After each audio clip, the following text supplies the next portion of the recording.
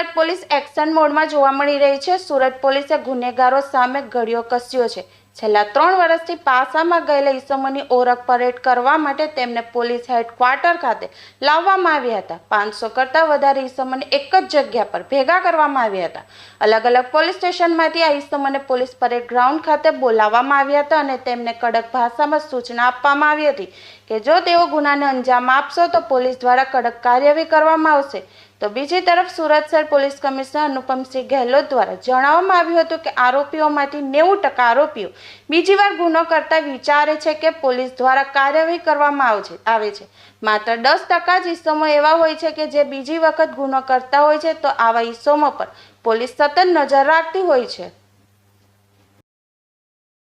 અત્યારે માનनीय ડીજી સાહેબ તરફથી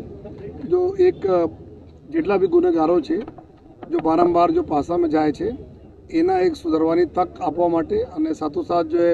કે આ બધાને સમજ પડવા માટે કોઈ આ બધા જેટલા પ્રકારના ક્રાઇમો છે જેમાં મારામારી હોય કે ચેન સ્નેચિંગ હોય, મોબાઈલ સ્નેચિંગ હોય, વ્હીકલ ચોરી હોય, ઘરફોડ ચોરી હોય, વ્યાજખોરી હોય, સાયબર ક્રાઇમ હોય, આપણા દીકરીઓને અને બહેનોને છેડતીનો પ્રશ્નો હોય જો તો આ પ્રકારના તમામ જો ગુના કરવાવાળા જેટલા લોકો પાસામાં ગયેલા છે જો એના ભેગા કરીને આજે એક વોર્નિંગ આપવામાં આવી છે જો અને ખાસ કરીને કે એના સુધરી જાય અને બીજા તમામ અમારા જો પોલીસ સ્ટેશનના અધિકારીઓ અને માણસો છે એના ઓળખી પડે જોઈએ તો આ પ્રકારની એક પોલીસ હેડક્વાર્ટર ખાતે આજે બધાને સૂચના આપવામાં આવી જોઈએ અને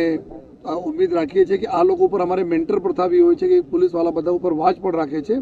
સાથોસાથ એના આજે સૂચના આપવામાં કોઈ પણ પ્રકારના કૃત્ય નહીં કરશે તો એના વિરુદ્ધમાં જો કાયદાકીય કડક કાર્યવાહી કરવામાં આવશે